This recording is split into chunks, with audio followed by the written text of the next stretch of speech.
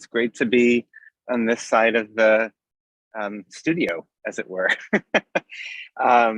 So thanks everybody, and Moadim L'Simcha, a very happy Sukkot to you from Skokie, Illinois, where I am. It sounds like my neighbor might be having his lawn mowed right now, so we might get, we might have an opportunity for practice.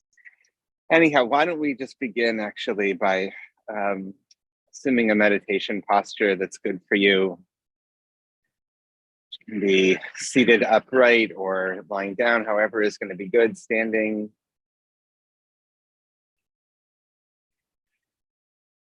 Just settling in. Maybe 3 good cycles of deep breath in through the nostrils, out through the mouth.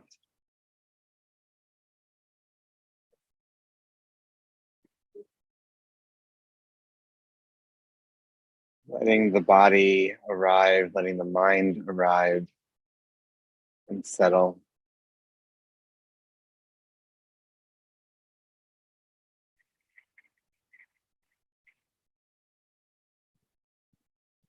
Bringing softness to the body. There are places where you're carrying tension. Bring some softness to them.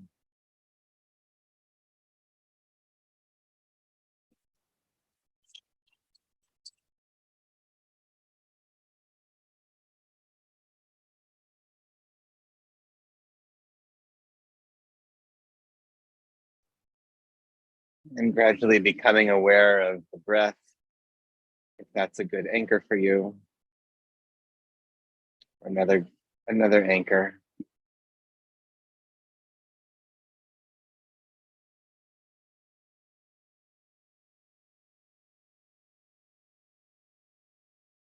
Just delighting in the simplicity of being able to be here, be present in this moment, in this place that you're in. Present with this breath, this moment.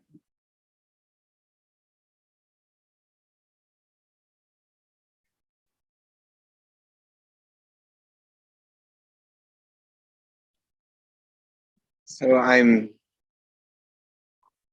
sitting in my sukkah. An extraordinary blessing to be able to sit outside. We've had amazing weather the first few days of Sukkot. And you can see the sukkah behind me. If your eyes are closed, you can imagine it. You're welcome to keep them closed, but you're also welcome to open them if you like. But this amazing space that breathes in and out. Where does the space of the sukkah end and the space of the world begin? Where does my breath end and air begin? These are the same questions. And in our case, our sukkah actually allows air to come in and out.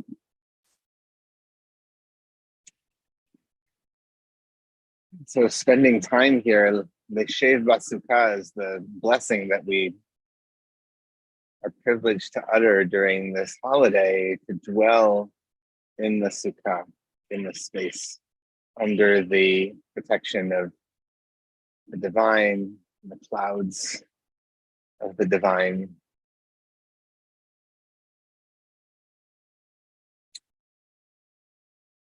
And the title of this week's series that I volunteered to lead is Habits of the Heart.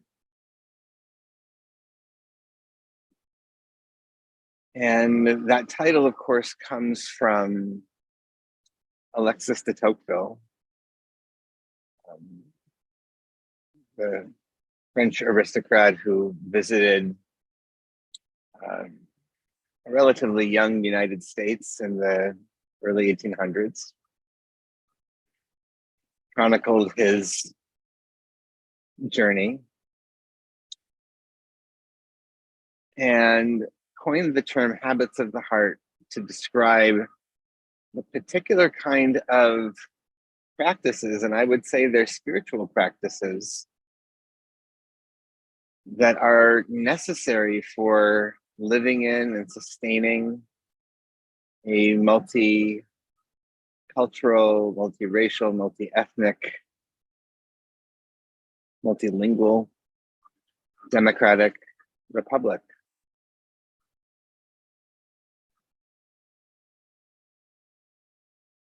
And it was and remains really such a new experiment, this form of living together among this diverse group of people, this experiment with democratic life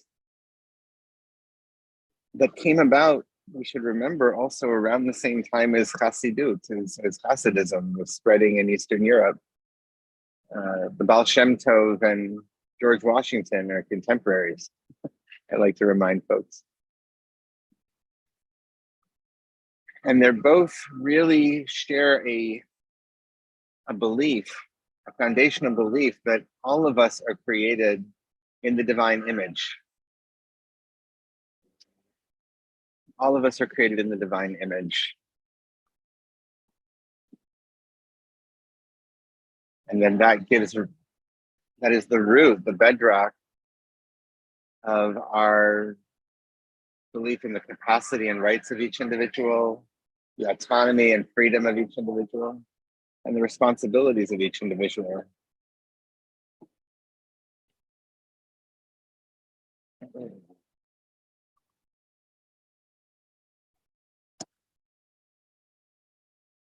Be quiet for 1 minute here while the leaf blower really gets going behind me, and then he's going to move. Hold on a second. Stay in this moment.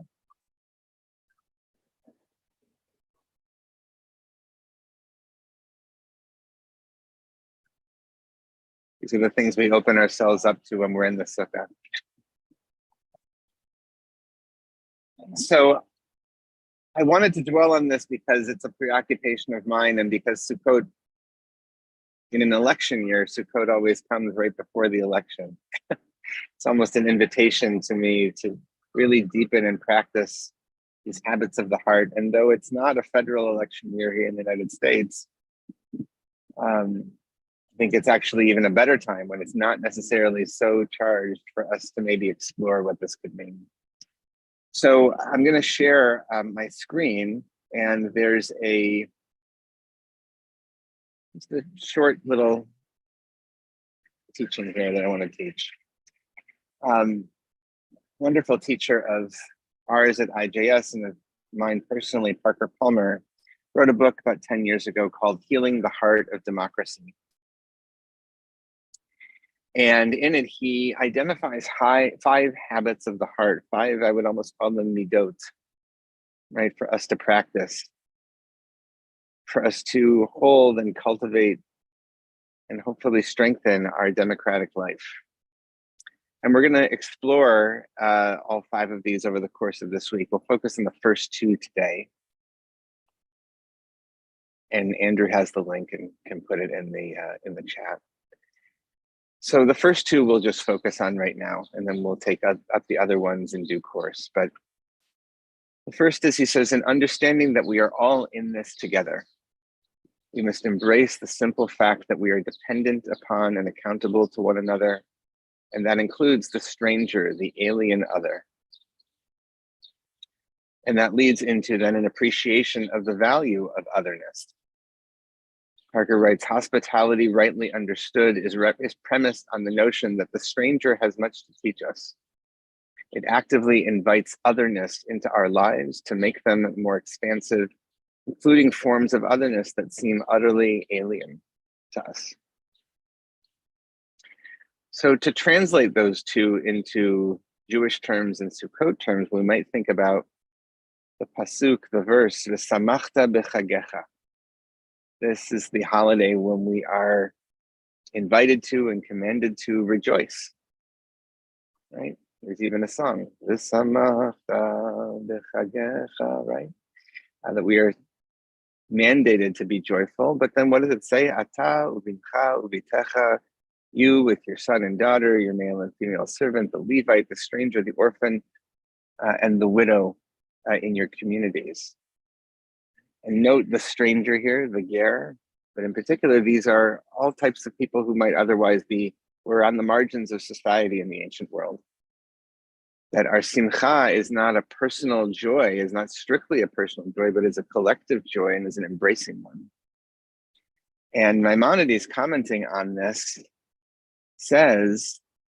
teaches us that when we offer festive sacrifices in the time of the temple, but we would say, in our own time, when we're making festivals, when we are celebrating, we should not eat while secluded together with our families and think we are performing a perfect mitzvah. Instead, we are obligated to bring joy to the poor and unfortunate. And that's why this verse from Deuteronomy mentions these people who are on the margins of society, the stranger. And so when we go back to Parker Palmer, these first two habits of understanding we are all in this together and an appreciation of the value of otherness, Sukkot is this wonderful time, as are really all of our holidays, but especially Sukkot, which is so ecumenical and embracing, the walls of the Sukkah that are open, and welcome in. This is the time of the gathering of our harvest, right? It's our most ecumenical holiday in many ways. This is a time to deepen and renew our practice. And so I would say, in the spirit of that, just a verse that we might focus on for about 10 minutes with our meditation is the verse that we recite every day during Sukkot at Halal. Hodu ladonai kito kili olam chasto. Give thanks to Gid Hevante, the Havaya, to the source of being, who is good, who's chesed. Chesed, I translate here as ever flowing. The olam is without end, is unbounded. So I invite you back, if your eyes have been open, to close them and to come back into our practice just for about 10 minutes to ground ourselves in that chesed towards all other beings, our fellow citizens, our fellow residents, the human beings with whom we share the places we live. All of us created in the divine image.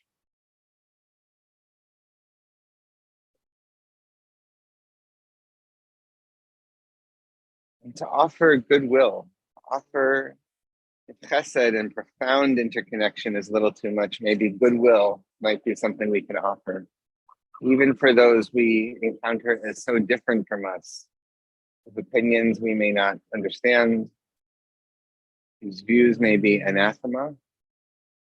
We may not agree with them at all. But can we summon the chesed to offer goodwill, to dwell in the same sukkah, and to offer the blessing that we might all dwell in that sukkah together?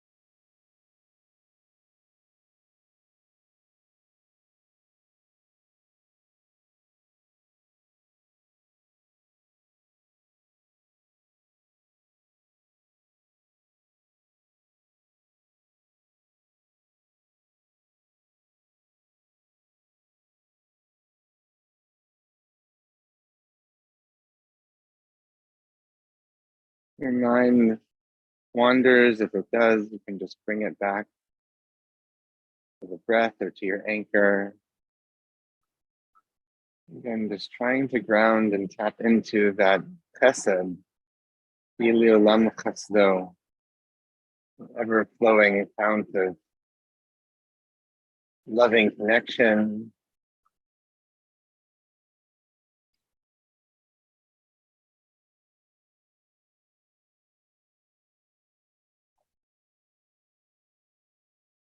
Animates our breath.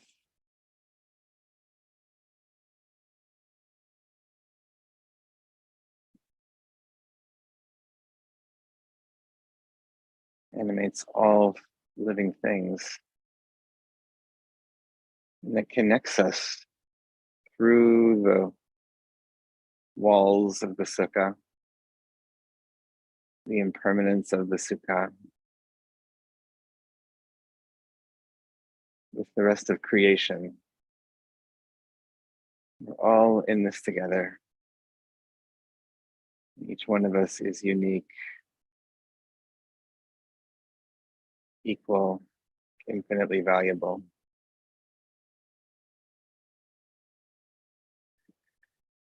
How might we recognize that and reground in that towards our fellow human beings with whom we share our communities, our society.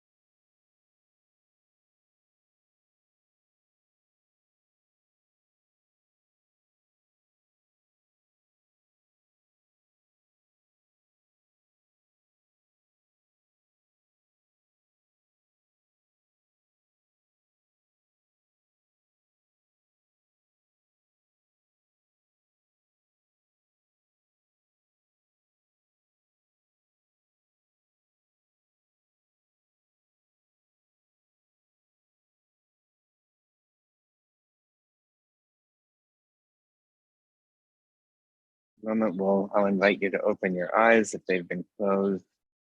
Just take in 3 more cycles of breath. Breathing in the chesed and extending out chesed, loving connection. Everyone on this call, to everyone who's listening to or watching this meditation with us, to our fellow citizens and fellow residents, to our fellow Jews, to everyone regardless of their religious or cultural background, and to all beings at this holiday of Sukkot. I invite you to open your eyes, and we'll bring Mark back up and go to the next phase. Thanks so much, Thank you. Josh. Thanks, Josh, for beautiful teaching and practice. And friends, we have an opportunity to extend that teaching and that practice by supporting those of us who are in mourning or observing yard sites, or whose custom it is to join in the mourner's Kaddish. If you're not reciting Kaddish, I invite you to please stay present for those who are. And if you are reciting it, if you'd like to put the name or names of anyone you're honoring today, in the chat box. You're welcome to do so now or after we recite Kaddish together. Thanks to Andrew for sharing the words on the screen. And if you're reciting the Kaddish, I invite you to join me by rising in body or in spirit, and you can unmute at this time.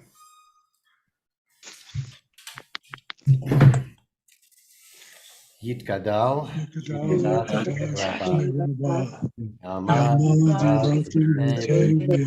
Rabbi, Kayachon, Kayet Kabot Israel, Agalav is Mankarev Yemru, Amen.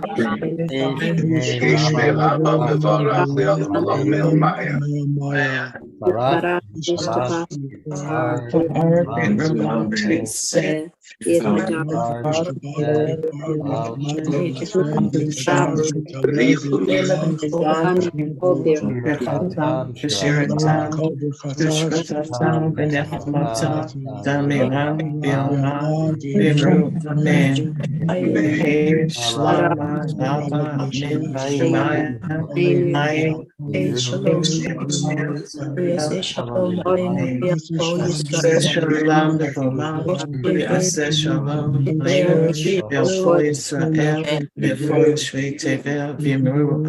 Amen.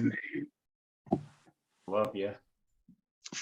Friends, thank you so much for joining us today. Thanks to our teacher for today and for the rest of this week, Rabbi Josh Feigelson, for offering this beautiful teaching today. I'm looking forward to going a little bit deeper in our Q&A section, which will follow in just a moment.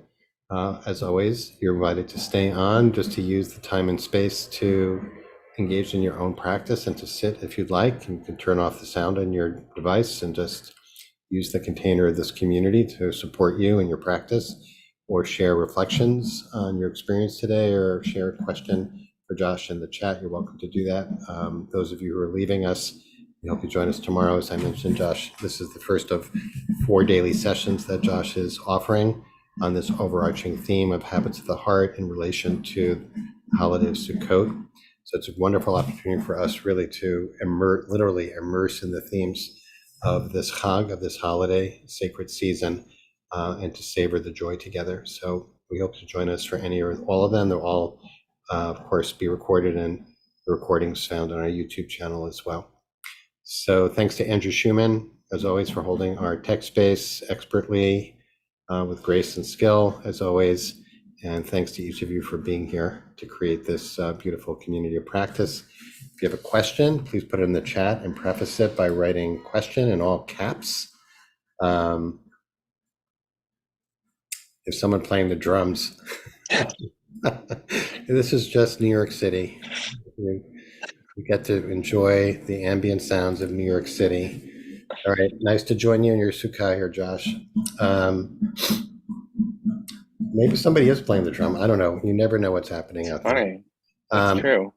Okay, Josh. So I'll keep an eye on the questions, but the question that came up for me immediately, and might be on other people's minds, given the times we live in, is that a lot of these principles, these Parker Palmer, principles, midot, habits of the heart, which I'm assuming many, if not all of us, happily will subscribe to. And there was a time when we could safely assume that it was kind of the normative for people to share these, right? But we are in a different kind of time where a lot of the assumptions are kind of seem to be up for grabs. So the question is, how do we apply this? How do we apply this at a time of creeping anti-democratic sentiment, actions, etc.? Or at the very least, in terms of our own practice, what's your suggestion for how, when those thoughts come up, like, because the thoughts, but well, what about this? What about that? How would you respond to that? Mark, I'm shocked you would ask that question. I don't know. You eat it right up. I didn't anticipate that, right? The headlines, headlines just write the questions. Yeah, exactly. That's right. I just report the news. Yeah. So I would say a few things. Number one, since this came up the last time I hosted last week, I think someone said, should we all be like, are you telling us to be like Gimple the Fool in the Isaac Bashevis Singer story? We had a whole discussion about that. Just love everybody. And then, but you get, in Hebrew, we would call the person a friar, you just get taken advantage of. And I don't think that's not what I don't think I or Parker Palmer, are advocating. What I am, and I think he's advocating, but I'll speak for myself. I can't, you should read it. You should read his book and see what, and he's still writing, so you can see what he writes.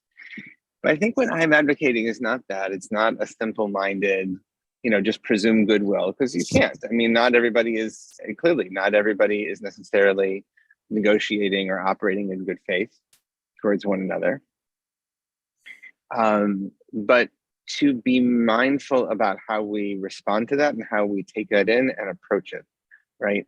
There are so many inputs that we're getting, especially because, if you're plugged into the news and you're checking the New York Times and the Washington Post and your social media feeds and everything, and over and over and over, and you're just getting bombarded by all of this, what that can produce. And I felt this very much on my own retreat and sort of recently in a sort of detox from the news was what our colleague Sam Feinsmith talks about, like this notion of it's death by 1,000 cuts. It's like 1,000 little traumas happening all the time that our attention is constantly pulled, and our reflex reactions become more trigger oriented.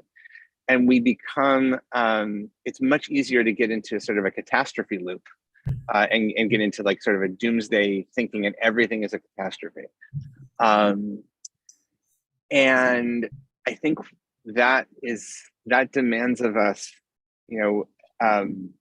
if we're serious about practicing, how do we short circuit that? Let's interrupt that flow, right? And come back to, okay, where's my chesed here?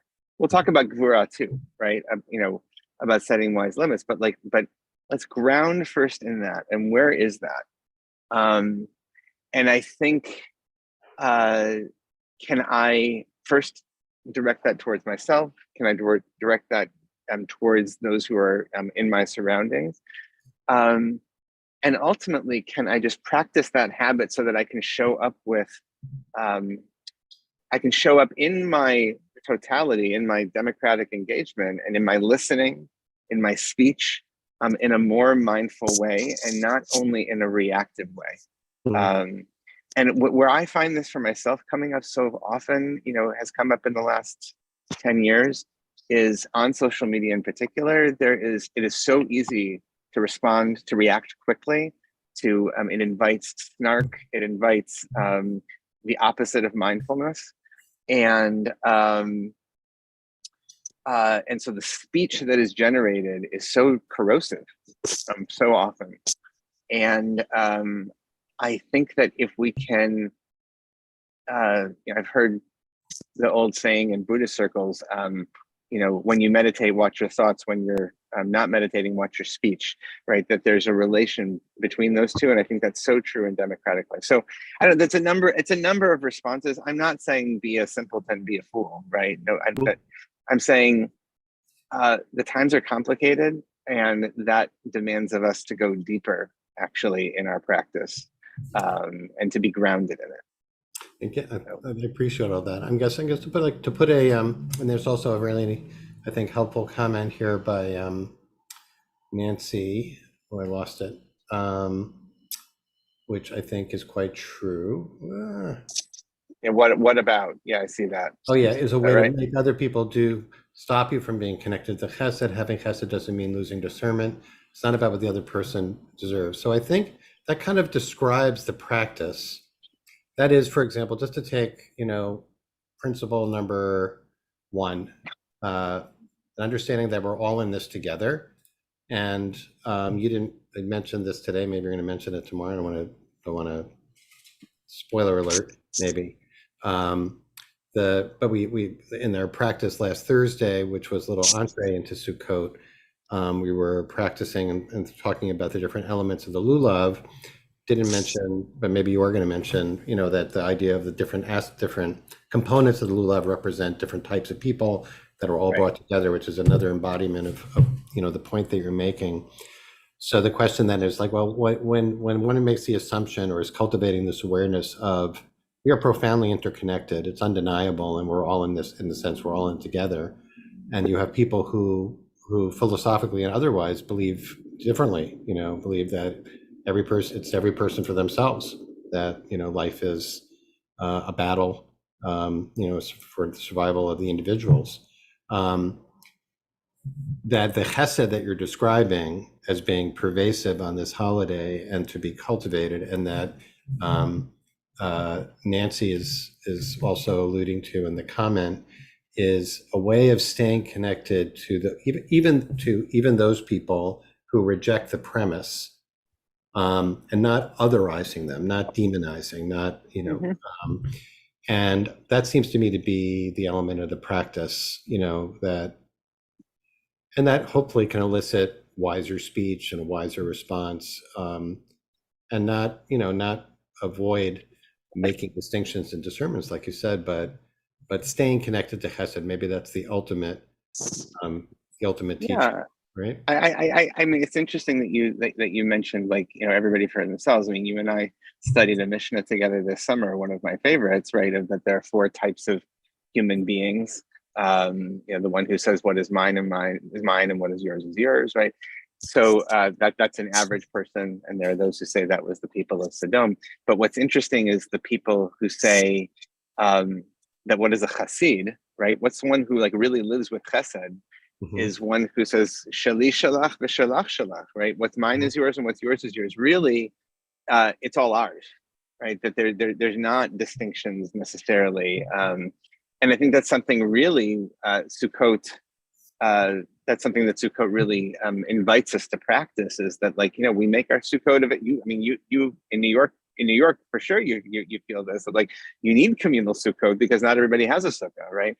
And so the sukkah is open and it's welcoming, and so it's grounding in the sense that we are in this together. And I'll also say, like, just as a reminder to all of us, in those moments, and we'll talk about this more tomorrow, but in those moments when we feel that sense of constriction, of the walls closing in, and that often manifests as self-righteousness. Oh, I'm so, of course, like, I know, maybe we want to ask ourselves, just practice a little bit of, are you so sure?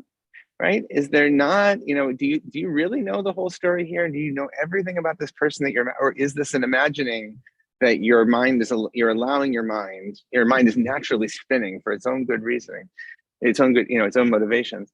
And so often, right, when we do that, we find there are many points of humanity and human contact, in which we can engage, and all of us can remember that, I think, rather than treating people as abstractions. So, I see there's some other stuff here. There's some other things coming in. And thanks for mentioning the lulav, which is right in front of me. And we will talk more about that tomorrow, I think. It's a lot of good. Well, one of this is the idea that that passage, the Hodu at the end that you mentioned, is from Hallel, which is part of all the Chagim. So we have this idea that's woven into all the holidays. There isn't enough time for this, but I'm going to see if you have a 2-minute answer to this question. Since you brought it up, if George Washington, in the Olam Haba, when George Washington bumps into the Baal Shem Tov, where did Good Yontiv? He says good Yontiv. Good Yontiv, good your. George has probably grown a beard by now. It's probably hard to tell them apart. Where this is more than a 1-minute answer here, but like, where would they differ, would you say, in terms of George Washington, is this, standing in for the founders as Enlightenment thinkers versus the Baal Shem Tov and what he's representing? Is there a dimension of what the Baal Shem Tov is representing here, which is it might be just a difference of degree with this the enlightenment concept of. Well, yeah. Were you going to say finish that No, yeah, sentence? yeah, no. Okay. Great question. I mean, I want to say lahavdil, as we might say, let's be careful about comparing them. George Washington, was many things, including a slave owner, and and a warrior and a believer in private property, et cetera, and things that the Baal Shem Tov might have on another level. I didn't know either of them, so I can't speak for them, but I'll have to wait till I can meet them. But I do think that there's but on a basic level, a notion of extending goodwill, and on a basic level, a belief that I'd like to believe that even George Washington had towards those whom he owned and treated as chattel, that they were in fact human beings on some level. He recognized that, but that put that aside, I think in terms of what America itself has grown past that, hopefully, in many ways, has evolved, and the rest of society has evolved, and recognize that's all an expression of a basic belief, of being created b'tselem Elohim. I think, right, that's the taproot for all of it, and endowed by the Creator with certain inalienable rights, etc. So, it's fairly wild to think of them as contemporaries, Jenny. It's true, right? I think, but I think they're responding to a similar thing in the world, and that's that we are all, if we take seriously the idea that we're all created b'tselem Elohim, all of us hold a certain part of the sovereign, right, of the power, and that's the huge revolution of democratic life. So, and that presents the challenge. Well, all right, we're out of time. Josh, this is it's such an important theme, and it's wonderful to weave something that is so relevant and so palpable for many of us into our practice and connect it with the Chag, with the holidays. So thanks for this beautiful series, and looking forward to second installment tomorrow. I want to thank Andrew. I do want to just note that there's a request, at least from one person, I don't know about others, for people who use virtual backgrounds, if they use backgrounds that are in motion, that can be distracting for some folks. I'm just going to raise that for consideration. If you would, might be easier and less distracting for some people who are not closing their eyes, to have non-moving backgrounds, if you have such a thing. Although I'm not including you, Josh. This nice subtle movement of your decorations. Those are the handiwork of my son and my wife. So they, beautiful. It's really nice to share in that. I can almost smell it. So, all right, everyone. Great to be with you. Wishing everyone a lot of joy on the Sukkot, and looking forward to session 2 tomorrow. Thanks to Andrew, and thanks to each of you for being here.